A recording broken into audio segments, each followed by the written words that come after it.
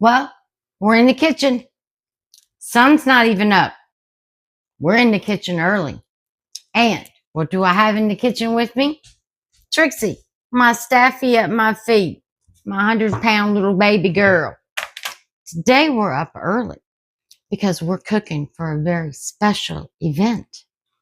We're cooking for a picnic, but not just any picnic. We're going back in time when picnics were something special. We're going back to the 1960s.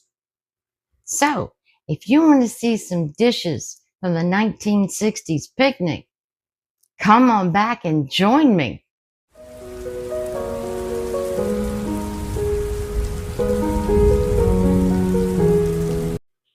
Well, hello, my rays of sunshine. And how are you today?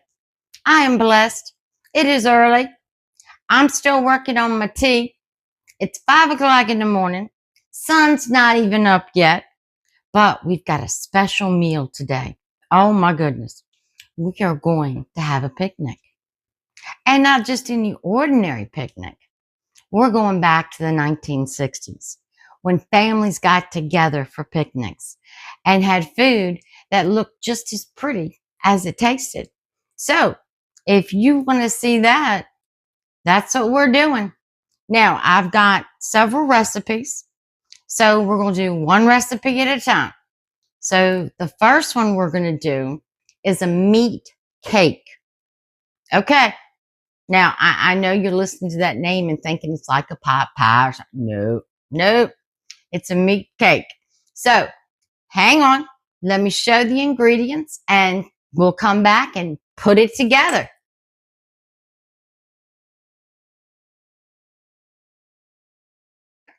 You saw the ingredients for our meat cake. So let's get started on it. Now, the first thing we're going to need is 2 8-ounce packages of cream cheese. Now, I left these out so they'd be good and soft. So we've got 16 ounces of softened cream cheese. All right. Then the next thing we're going to need is 1 teaspoon of thyme. Just dump it in there. Then we're going to have 1 teaspoon of smoked paprika. Now, I've got a tablespoon of parsley, but we want to hold out a little bit for decoration. So we're not going to put the whole tablespoon on there. There we go.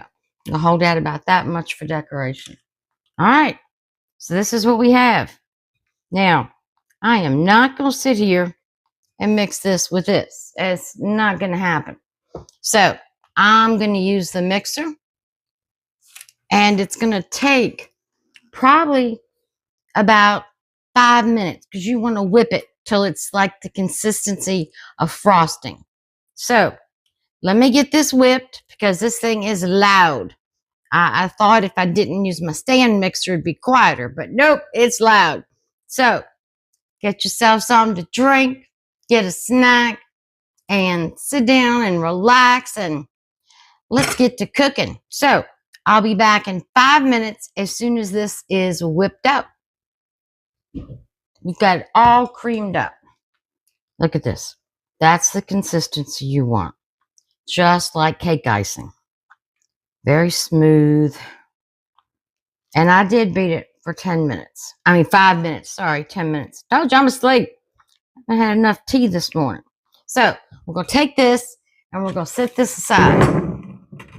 Now, we need a little serving plate. So this is what we got. Now, we need some sliced bread. I've got 2, 4, 6, 8 slices here. So, we also need some softened butter. I took that out so it'd be good and soft. So, the first thing we're going to do is I'm going to take 4 slices of our bread, stack them up as even as I can. My little loaf was all discombobulated. And we are going to cut the crust off. Now, cut it off, but cut as close as you can so we don't waste bread. I'll put this out in the backyard for the birds, so the birds will enjoy it. So just cutting off our crust.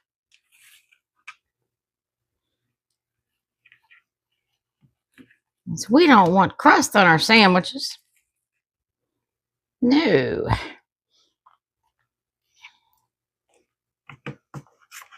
Okay. All right, so that's the first 4 slices. Now let's get our next 4 slices. My hands are clean. I probably washed them 100 times already this morning. Getting everything prepped and ready.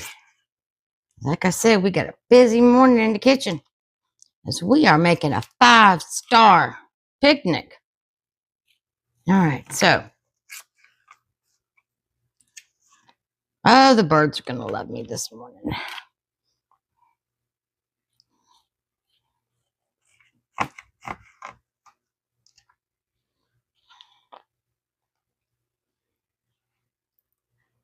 Make sure when you cut your bread that you use a bread knife, because white bread in itself, you know, is so soft. So let me put these back in our bowl here, and let's get these crumbs off our plate. We don't want to serve something with crumbs on it, do we? All right, now we're going to take this soft butter. Trying to get everything milking. Take this soft butter, and we're just going to spread butter on our bread. Now, I'll tell you a pet peeve of mine is when people don't go all the way to the edges. It drives me nuts. You don't want to taste a sandwich and have it dry. You want it all the way to the edge. All right, so there we go. Now, we've got butter. Now, I've got 16 ounces of sliced ham. So, we're just going to take our ham and place it on here. Try to place it on where we don't have too much overhang. All right. Now we're just going to repeat the process. We're going to make some layers. Like I said, butter your bread. Just a thin coating of butter. All right. More ham. Now I've got a mixture of ham here. I've got some honey ham and I've got some black forest ham. Don't skimp on it. Don't skimp on it. So I'm going to go ahead and continue building this. Whoops, I put it upside down. Did y'all see me do that? Upside down. I did. Told you. It's 5 o'clock in the morning. I'm asleep. So.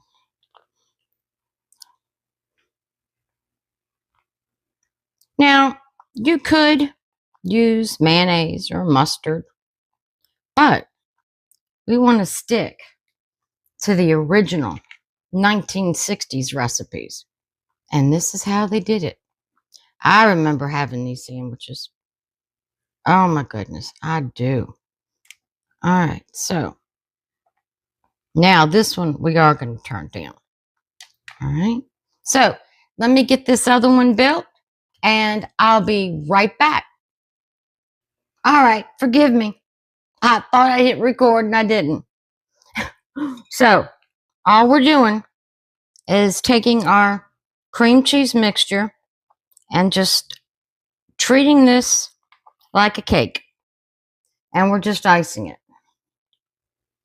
You want to ice all the top and the sides. And no, it's not going to be easy to do,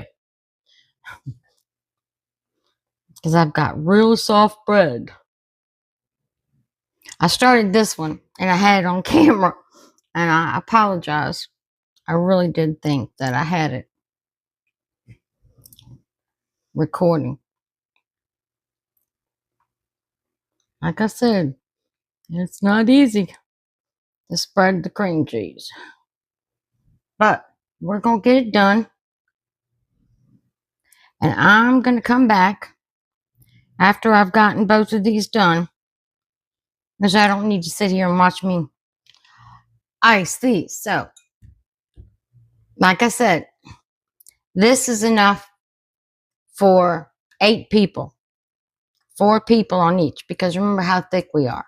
So, let me get this coated and I'll be right back. We've got our little meat pies all covered, all iced. They're pretty.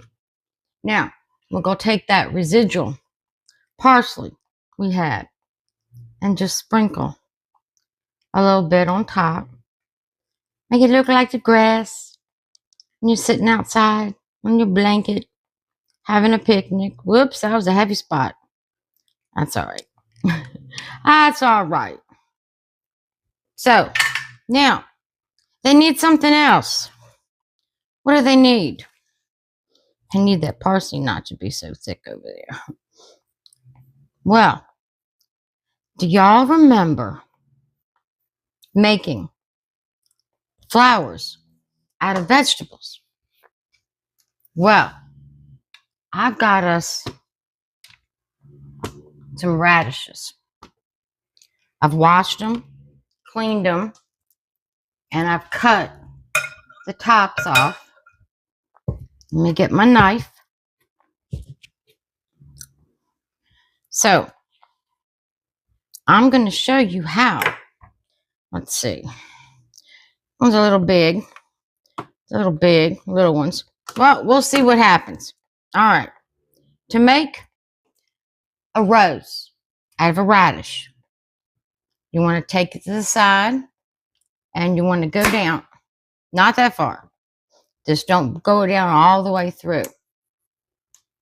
Okay. And you just want to go around like that.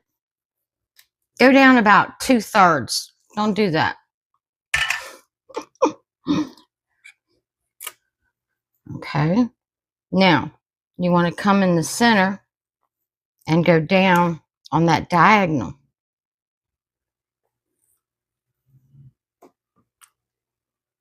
Go down on that diagonal. Go down on that diagonal. And then we're just going to pop the center out. Now, yeah, we're missing a side, but that's okay. Let's do the same thing on this one. Okay. Now, the secret to making these roses open up is to put them in ice water. You put them in ice water and they'll open up. So, I am going to put my meat pies, meat cakes in the refrigerator. And I'm going to put our little radishes in a container of ice water and stick them in the refrigerator, as we're going to have to let that set up and chill before we can serve it at our picnic. We can't serve it like this. So, that's all I'm doing. That's all I'm doing. And like I said, they will open up in the ice water.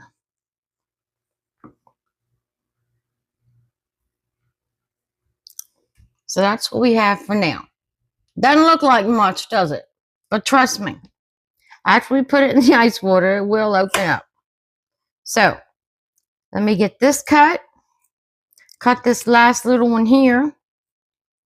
And then I'm going to put our meat pies in the refrigerator. And I'm going to put our radishes in some ice water. And then we'll be back for the next dish. All right. We got our meat cake in the refrigerator, doing its chilling, getting all its flavors together. We've got our radishes in ice water, doing their things to open up to beautiful roses. So, For this picnic, you want to cook things and make things in order, so they have time to chill or set or do whatever. Well, believe it or not, the next thing we're going to make is our drink. And as I remember, a fancy drink that we always took on picnics was limeade.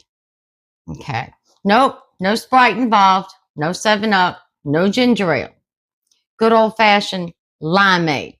So I'm going to show you the ingredients, and then we're going to come back and put it together and put it in the fridge so it can get cold for our picnic.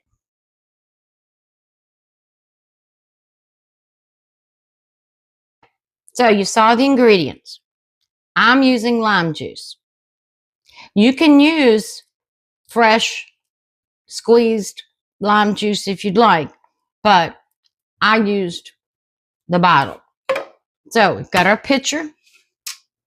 We've got 2 cups of lime juice, fresh, bottled.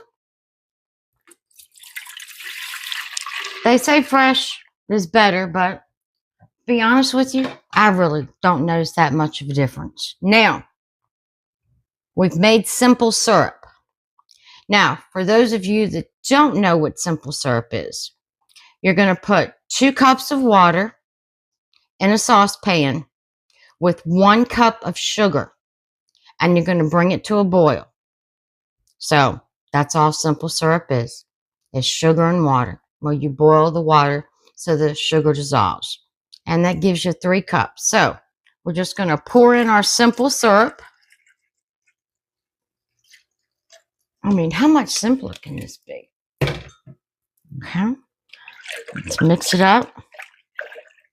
Now the sugar in the simple syrup is going to help break up that tartness of the lime. Because I'm going to tell you, I can't drink limeade or lemonade without sugar. It's too tart for me. All right, so that's all we got. So let's put some ice in it.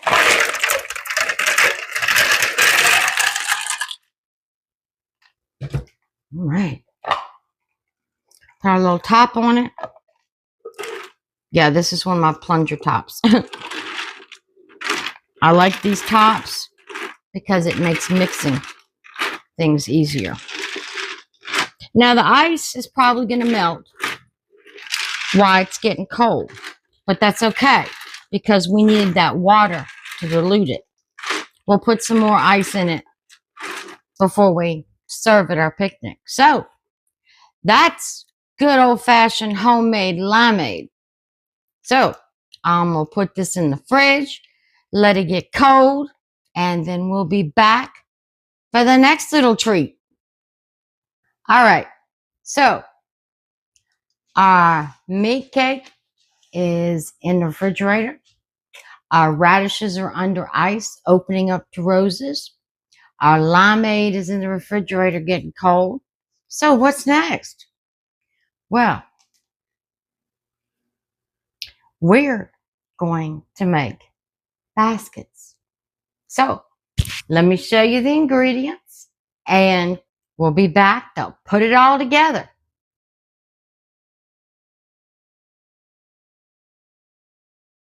So we're going to make some baskets, and we're going to fill them with tuna fish. Now, this is not the way I make my tuna fish. Remember, we're going authentic back in the 60s.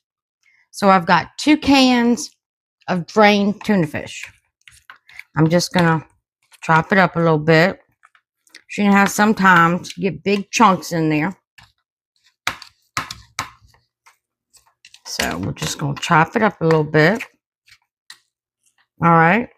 Now to this, we're going to add a 1/2 teaspoon of celery salt.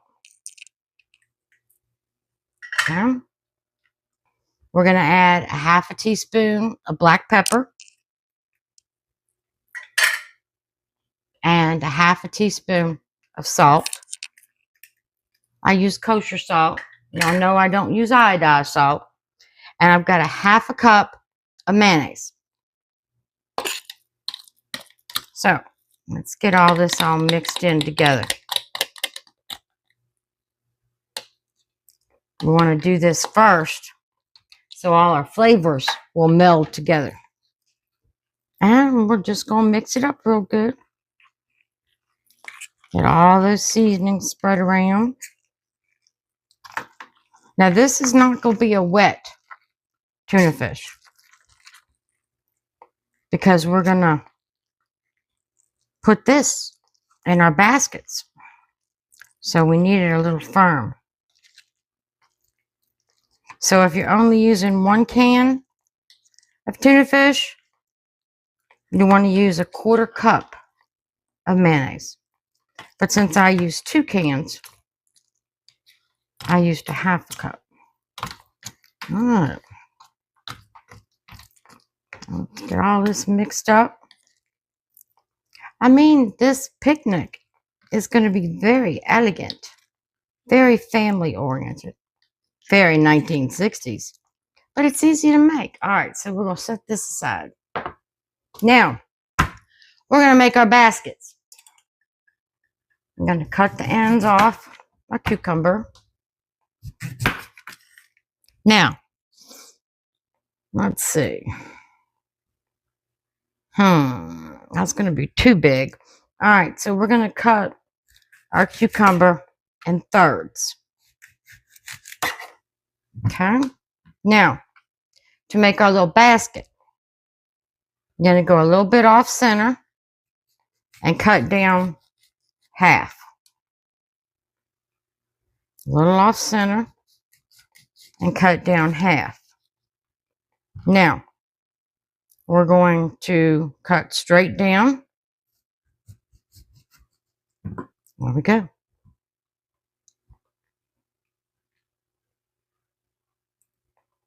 Cut straight down. Try to line it up with the other side. Okay, so we're working on it. Now, you're going to take your knife and we're just going to go around the top, as that's going to be our handle. And don't cut all the way through, because you need something substantial.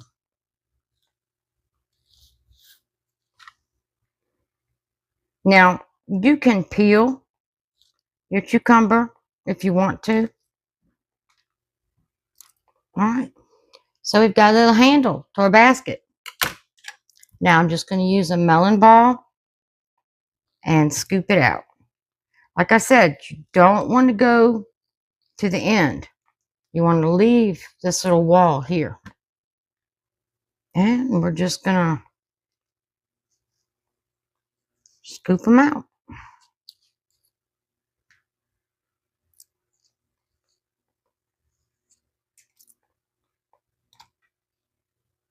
So, I'm going to rake all the seeds out.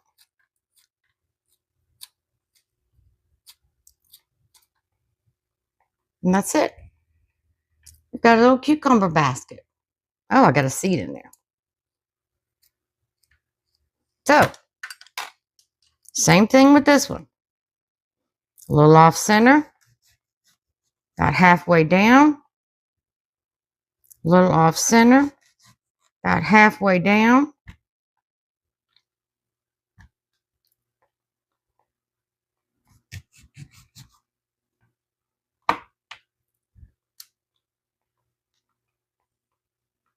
Try to line them up so our basket's as straight across the top as it can be.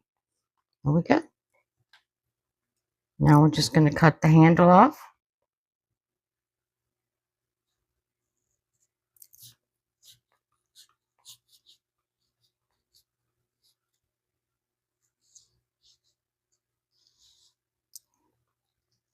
And oh, so you can go all the way through on what side? I didn't go all the way through on that side. Okay. So there we go. And I'm just going to scoop it out. That's it. Very simple to do, but it just adds so much to presentation. And that's the thing. about back in the 60s and the 50s. Presentation meant a lot. They really took their time to make things look pretty. All right, so there we go. We've got another little cucumber basket. So I'm going to get the rest of these cut, and then we'll be back to fill them, stuff them, and get them ready. Sorry about the voiceover, but my microphone died when I was editing and doing the playback. Apparently, this new microphone being plugged into my phone, it either plays through the microphone or it don't record at all. So here we are looking at our beautiful cucumber baskets. I mean, aren't they adorable? Just so nice for presentation. And it wasn't hardly anything to do. And now we got our tuna fish. All the flavors have melded together. And as you see, I'm going to stuff these things pretty full. So it's like having a cucumber salad with tuna fish. I mean, it's so healthy. So good for you. I just think the presentation is adorable. And as you can see, I am stuffing them. Look at that. I mean, can you picture that at a picnic? It's just the little touch of details that our grandmothers used to do that just adds so much. I mean, hardly anything to make.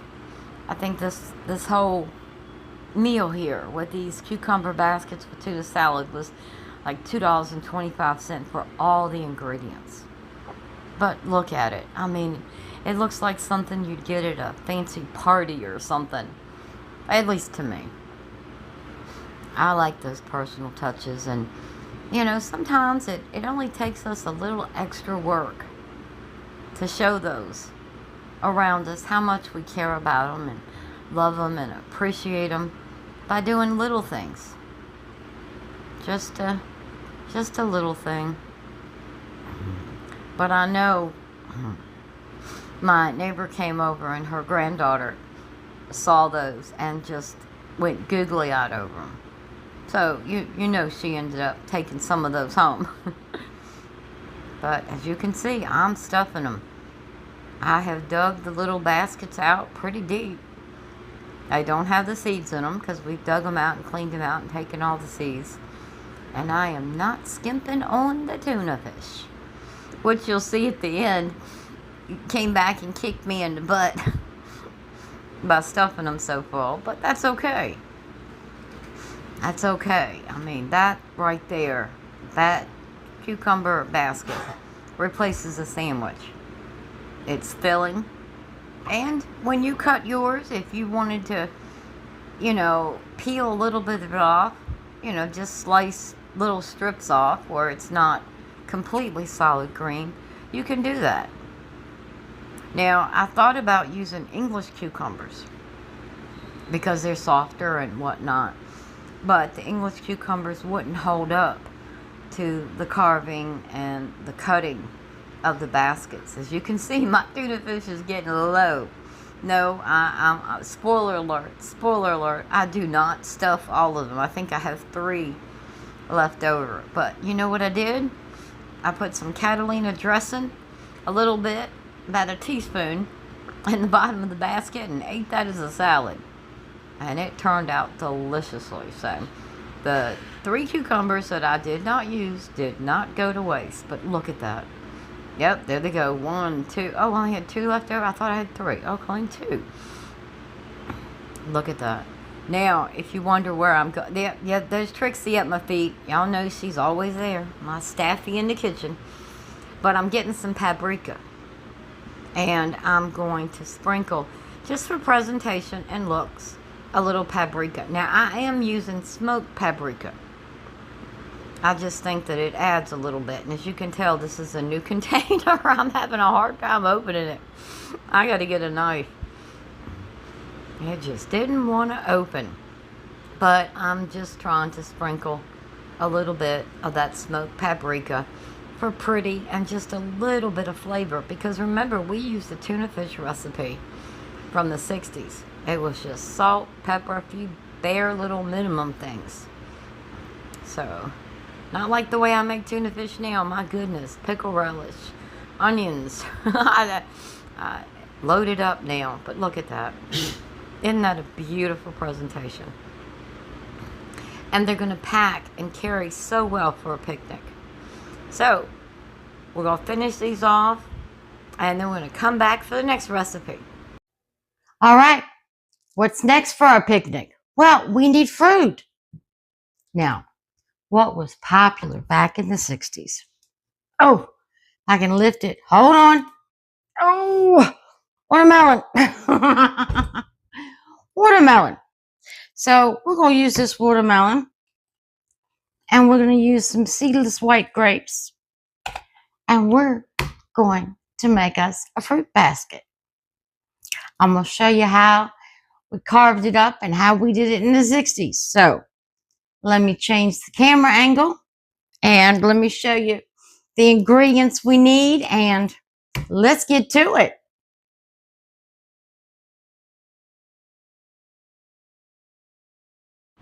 Well, sorry, but once again, you get a voiceover. I thought I had charged the microphone, but apparently I hadn't charged it quite enough to hold enough charge. So I got to remember, it doesn't have a light on it to tell you. So I'm just taking the stickers off, and let me tell you, this is a small watermelon, but it was heavy. I had a hard time getting it on that counter. Now all I'm doing is cutting a little slice off the bottom so it will sit flat and not roll around. I mean, nobody wants a basket that's rolling around, do they? I don't think so. No. We don't want our basket to roll around. So get all the stickers off from the store. I'm looking there to see if it's a locally grown watermelon, but it's not. I can't tell where it's from, but it's nothing local from Virginia or anything. I was hoping it would be. So now we've got our watermelon. So now we've got to start cutting off for the handles. So what I'm going to do is go in about 2/3 of the way from the end and just cut down. And let me tell you, the rind on this watermelon was so tough, so hard. I mean, you can see me struggling, and that's a good knife. That's a sharp knife. And I'm just wondering, at this point, is the watermelon going to be ripe inside? Is it going to be sweet? Is it going to be hard? What's it going to look like? Because I am struggling. I don't know if you can tell, but trust me, I am struggling. So I got it down. I'm trying to get it down about halfway. So I went 2/3 of the way from the center to the end. And now I'm just cutting the side pieces straight down to about half of the watermelon. And I am struggling. Do you see the weight I am putting on that watermelon just to get it cut? That was the hardest thing I did. So now I'm trying to cut it off straight from the bottom.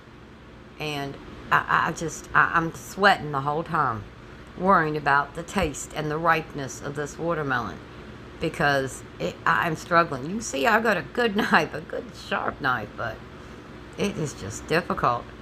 And I thought I had it cut pretty good through, but nope, it wasn't.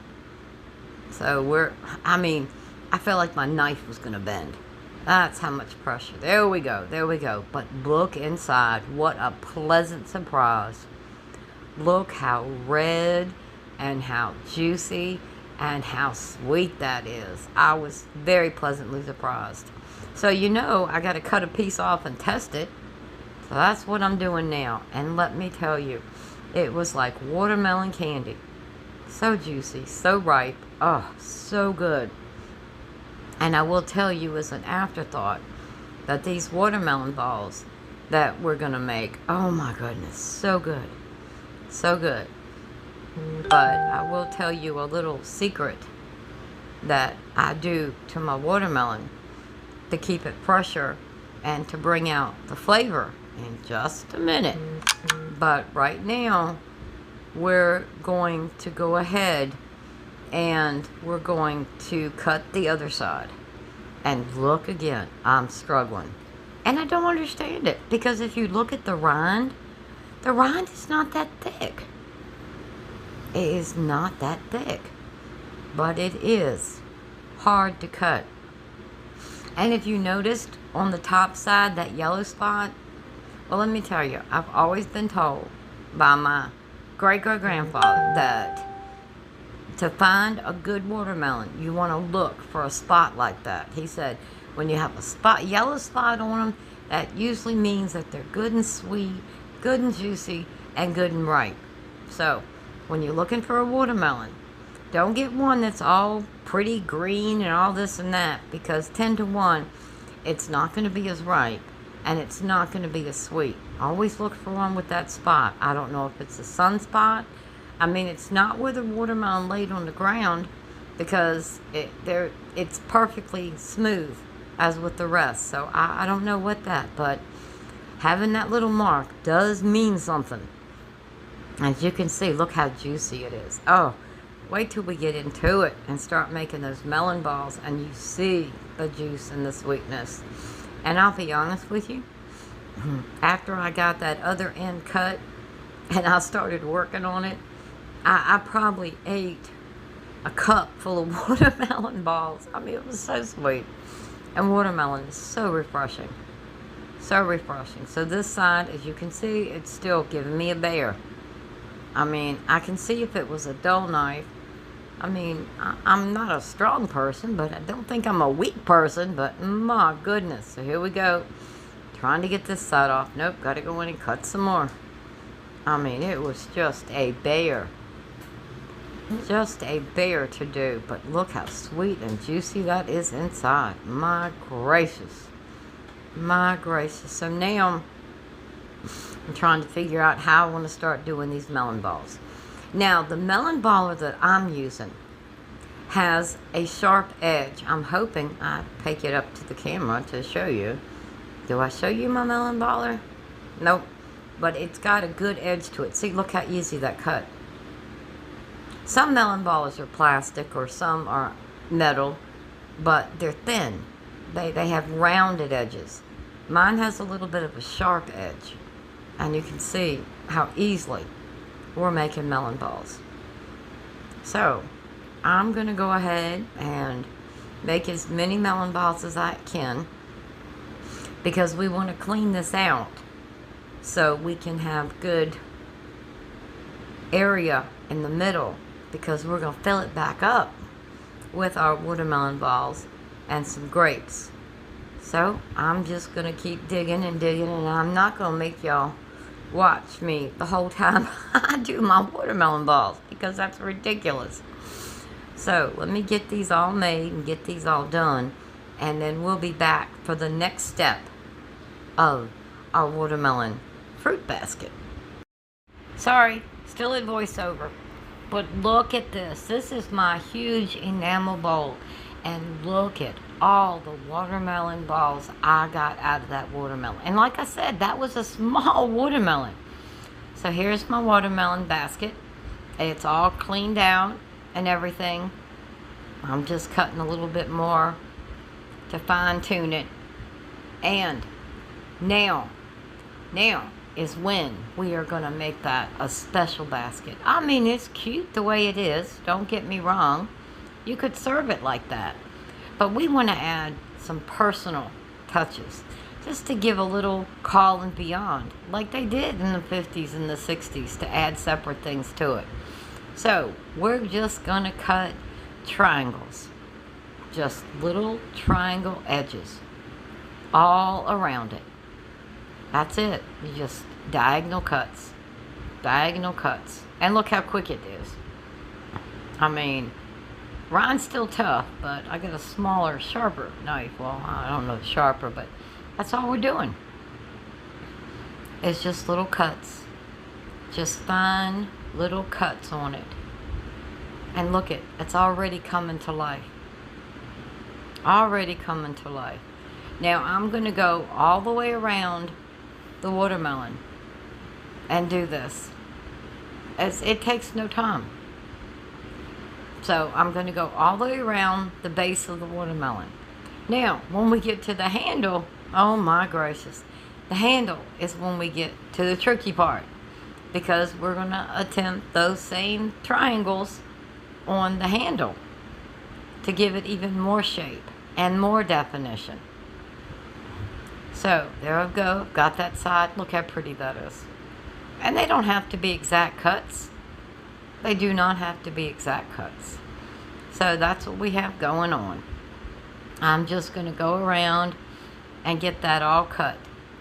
So let me get this all cut, and then I'll be back and we'll work on the handle, which is challenging for me at least. All right, as you can see now, I've cut all the way around it. Now I'm just cutting triangles and doing the handle. Look how nice that's looking. But it's hard to do this handle.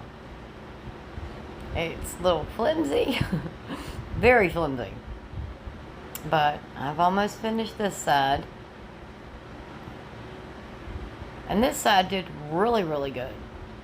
Really good. It was very easy to cut down on this side. But now we're going to start cutting down the other side. And that's where it gets tricky. But you know what? With cooking, things happen. With DIYing, anytime you DIY, things happen. And you have just got to adapt with it. So this is when we start cutting this side. So you notice at the bottom there, I broke the handle off. It is not attached. But that's okay, because we have toothpicks. So I'm getting some toothpicks, and I'm going to attach that handle back on there. But here we go. We come across another problem. Remember how tough that rind was to cut? Well, let me tell you, it's even tougher to put a toothpick in. I mean, this is enough to make a person feel like they're weak as a kitten. So I'm struggling here. I'm struggling. I mean, it's just not going in very well. But we're just going to adapt. Put our toothpicks in to hold it. We're going to adapt.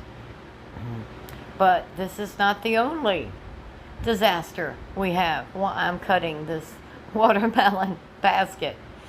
So once I give up on that, because I just cannot get the toothpicks to hold in as tight as I want to and look as well as I want them to look at this point, I just go back, and we go back to cutting the handle. So, which does pretty good until we get to the end that broke off. So we're cutting our triangles, and yes, it is an awkward position to cut in, especially when the handle is basically free floating and you have to hold it to support it. So I'm just gonna finish getting this cut and getting this done, and when we get to the very end of it, it breaks again.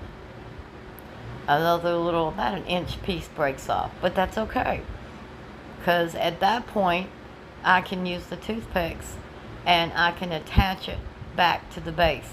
So I'm going to finish cutting the handle, finish breaking the end of it off, and once I get the basket all finished, we'll be back. Alright, we're back. I've got the handle, it's cut off and broke, so now we're going in with the toothpicks again. And this time, it works. The toothpicks hold it in very nicely. And if you didn't know the handle was broken off the end, you'd never know it. You'd never know. But like I said, that little end was a bear.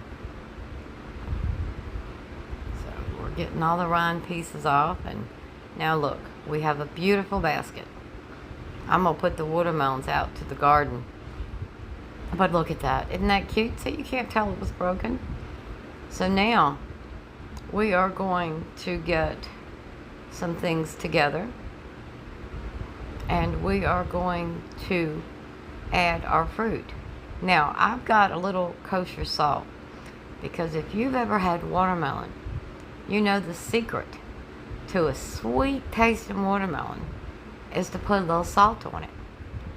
So I'm gonna start layering my watermelon balls I'm sprinkling a little bit of salt over them because that salt just brings out the flavor. It really does. So we're going to start putting some watermelon balls in and getting them all in there. That's a lot of watermelon balls, and that was a small watermelon. Now we're going to put some grapes in, mix some grapes up with our watermelon. But I will tell you, it must be early in the year because those grapes weren't as sweet as I was hoping they would be. They were actually a little tart. So that really, really surprised me. I mean, the watermelon was so sweet and so juicy. But the grapes were a little hard. They were very firm, but they were a little tart. It almost made me wonder, should I've gotten red grapes? But I think it was just early in the year for these grapes. I mean, they were small. I should have known with them being small. So I'm just sprinkling some more salt on the watermelon, and we're going to go in and we're just going to keep layering. Layering watermelon, layering grapes, layering watermelon, layering grapes. I just cannot believe how much watermelon that little watermelon made. It didn't have a very thick rind, but my goodness, was that rind tough. It was hard. I mean, this little watermelon basket, as you can see, it's starting to overflow. It is just huge. And look at all the watermelon still got left. So no, I did not use all the watermelon in this watermelon basket. Just sprinkling a little salt. And I use kosher salt. I don't have iodized salt in my house. I use kosher salt or sea salt. I just don't think iodized salt is good for you. It's too concentrated. And with my blood pressure issues and my husband's blood pressure issues, I'd just rather not use it. I love pink Himalayan salt. But for some reason, the pink Himalayan salt does not go with watermelon. I mean, I use it for other things and to cook with. As you can see, that basket is overflowing. I've got all those grapes left over, all that watermelon left over, but look how pretty that is. Isn't that a presentation? I mean, that's what you want to show up at a picnic or a cookout or any kind of event with that. It didn't take us much time. Yeah, it was a little effort, but look at the results. Absolutely beautiful and absolutely delicious. Okay, we're back. Meat cake is chilling in the fridge. Radishes are opening up. Limeade is chilling. Fruit salad's in the fridge, ready to go. So, what do we need? We need dessert. I've got a good old-fashioned recipe. A picnic staple. We're going to make some molasses cookies. Yes, we are. Very popular in the 50s and 60s. Perfect for any picnic. So, let me show you the ingredients. Change the camera angle and let's get baking some cookies.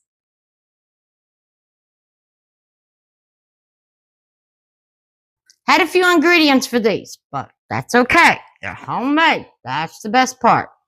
Now, first thing we're going to do, I've got 1.5 cups of softened butter. Dump that in. You will need the mixer for this. And you want to make sure, right now, at this point, you're preheating your oven to 350. So, we've got 1/2 cup of molasses. Good old dark brown molasses. These are going to make the cookies so chewy. Molasses is wonderful. It does. It makes everything so chewy. All right, now, I know, I've used a lot of sugar today in our limeade this.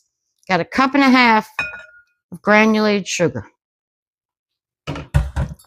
Now, I'm just going to start this to cream everything.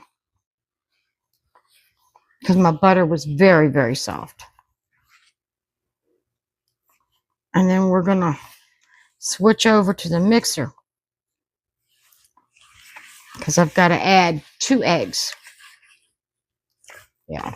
Having that soft butter makes the world of difference. So make sure you leave your butter out for a little bit.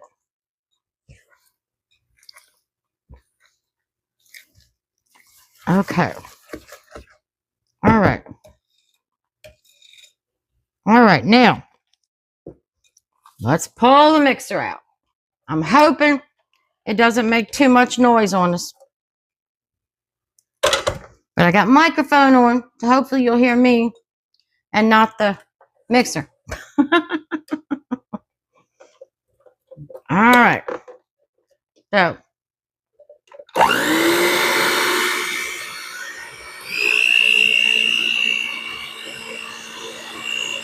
All right, now, that's not going to work. It's too loud. Okay, well, let's get this. All right, we're going to put in 2 eggs. Now, it's very important that your eggs are at room temperature. You don't want to put a cold egg in with molasses. So make sure your eggs are at room temperature. Now, I'm going to whisk this up for a couple minutes, probably 3 to 5 minutes, and then we'll be right back. We've beat it down. We've mixed it all up. Now, we're going to add some spices and seasonings. I've got a 1/4 teaspoon of salt, just a 1/4 teaspoon. I've got a 1.5 teaspoons of cinnamon.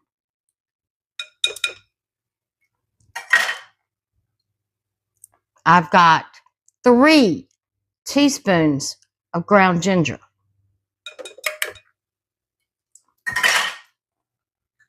I've got a 1.5 teaspoons of baking soda. All right.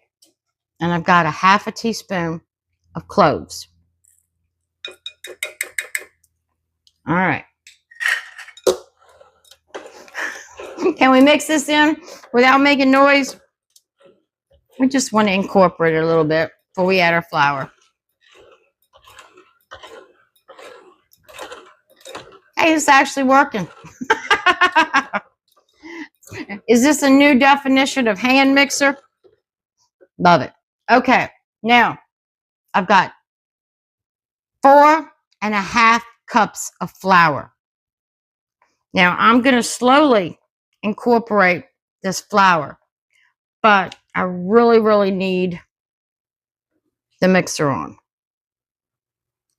So I'm going to do like a cup of flour at a time. So let me get this all incorporated with the mixer, making noise, but I'm just going to add 1 cup of flour at a time. So once I get my 4.5 cups all incorporated, because this mixer's just too loud, I will be back. So I will see you in a second. Make sure that oven's preheated to 350.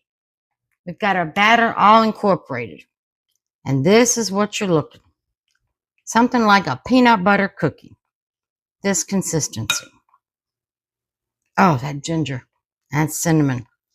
Oh, that kitchen smells so good. Okay, so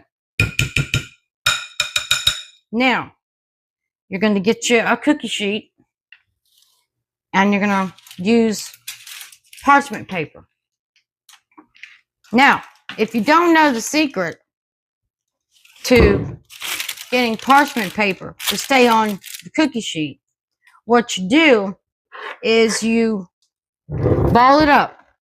Just wad it up like you're going to throw it away. And then when you lay it back out, it doesn't roll on you or anything else. So we're just going to take spoonfuls and drop them down. Now, this is going to make a lot of cookies. But you got a picnic, you're outside doing stuff. You get hungry. You got to make sure we have enough food. You never want to run out of food on a picnic. Never.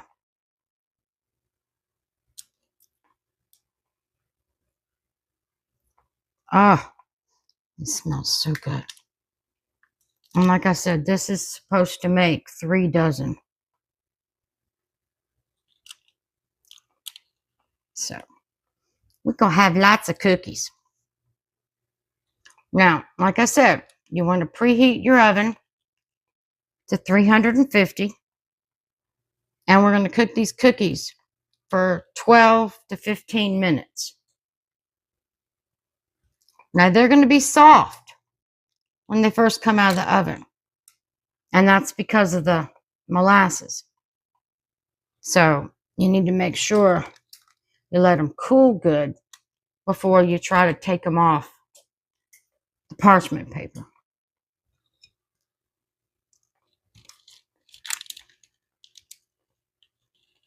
Now, I got a mess. All right, now, what I like to do is take a little granulated sugar and just sprinkle a little bit. Not much. Just a little. Whoops, that was much. Just a little bit on top. Now, this was taken out of the sugar for the recipe, so I'm not adding more sugar. All right, we're going to stick it in the oven at 350. My oven's all preheated, and I will see you in 12 to 15 minutes. All right, once again, we're at a voiceover. Now, I've just pulled them out, and look at them.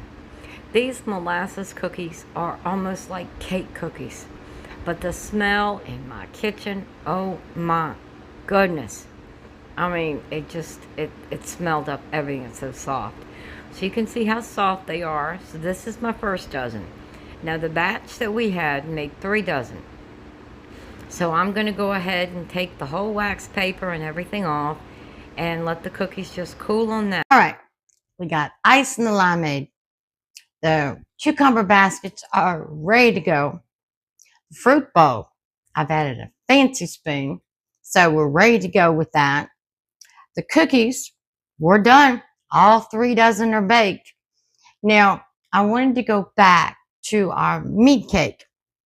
Remember, we did the radishes, and I told you if you soak them in cold water, well, I want to show you what happened.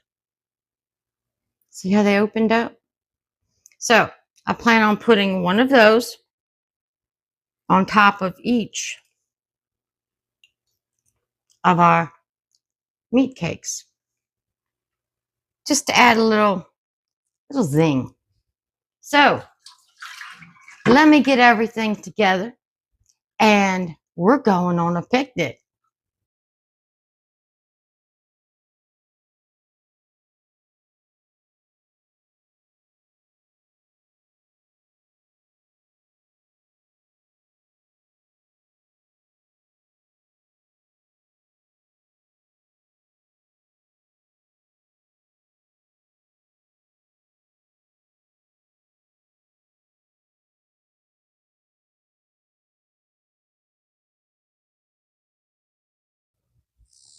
Well, hello, my rays of sunshine.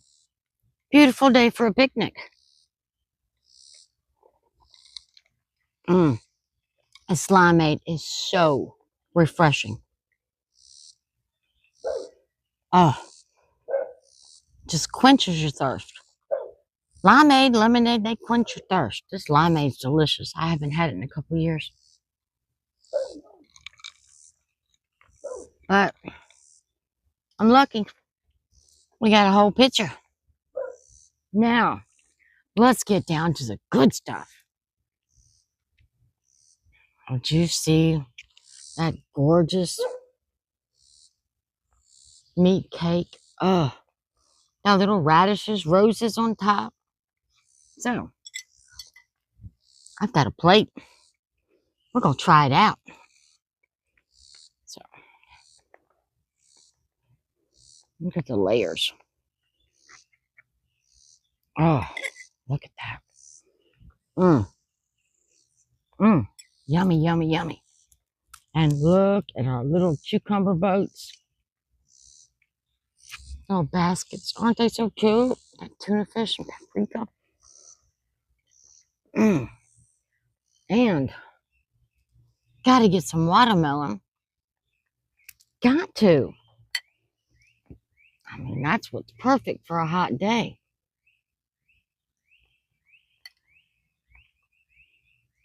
That is what's perfect for a hot day. Well, I had a runaway grape. So, we've got our limeade, our meat cake, our fruit, our little basket, cucumber basket, and we can't forget for dessert. Told you, those molasses cookies. We made 3 dozen. So, let's try this meat cake. Remember, we got ham and some spices with some cream cheese. Oh my goodness. Oh my goodness. You ready?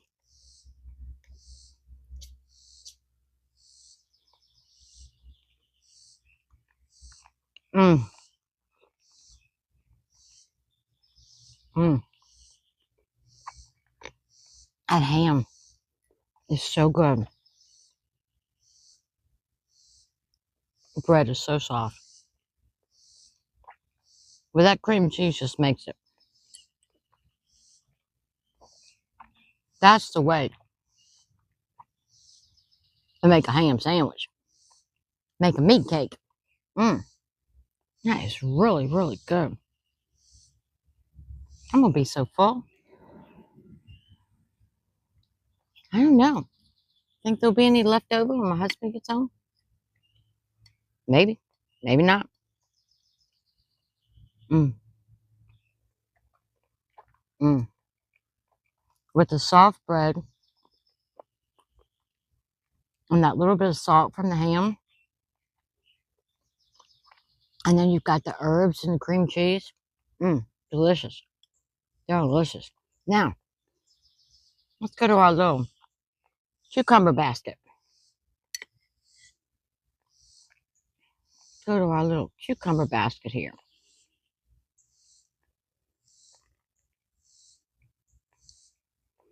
Mmm. Juicy cucumber.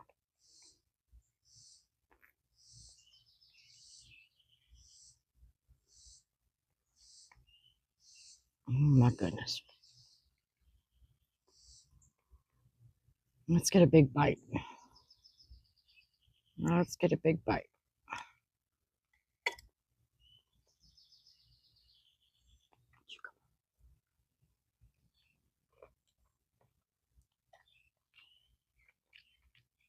Mmm. You know, it's not like I make my tuna fish salad, but with the cucumber, you know, sometimes simple is better. Mm, yeah, this is as simple as better. Mm. Oh, that's so good. Now, let's check this juicy watermelon out. Mm. Nice and cold. Mm. We got a good one. We got a sweet one. We got a good one. Mm. Mm-mm-mm. Now, this is a picnic, but no picnic is complete without dessert. Mm. A limeade. Now, let's take a look at these cookies. Look at this. You see how soft it is? Look at that. It's almost cake-like. Oh, smell that molasses.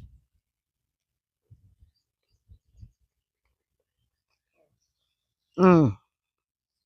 Mm. Oh my goodness. Don't compare this to gingerbread just because we put ginger in it. Mm-mm. This is strictly molasses. And that little bit of sugar that we put on top, I made it. Mm. Mm. Wow. I've got a feast. I guess I'm going to have to invite the neighbors over. Mm-mm-mm. Mm-mm-mm. Mm-mm-mm-mm. Well, if you enjoyed this video and you got any ideas, leave me a comment. Give me a thumbs up if you liked it. You know, we cook every Tuesday, but I thought this would be a nice little treat. Going back to a typical picnic in the 1950s and 60s. And we did good. Mm-mm-mm. Well, this is the sad part because I have to say goodbye to you. And I wish you were sitting right here beside me, helping me eat all this. But our time has come to an end. That's the sad part. But the good part and the happy part is we're going to hear a verse and see what God says in His Word. Something to touch our hearts, uplift us, bring us joy, bring us hope, bring us peace. So let's see what we have today. What did I tell you? Psalms 136:1. Give thanks to the Lord, for He is good. His love endures forever. And I thank God for this food, for this blanket, for my yard, for the sun that's shining, that I'm sitting here. And sometimes we forget to thank God. We always go to Him in times of trouble, but we forget to thank Him. So give thanks to the Lord, for He is good. His love endures forever. Psalms 136:1. Well, Lord willing, we'll have another video, whether it's hauling, shopping, crafting, book club, dollhouse, cooking, who knows what. We never know. Remember the channel name, this, that, and everything else. But until our next video, please stay blessed. And remember, Genesis 31:49, the Lord watched between me and thee when we are absent from one another.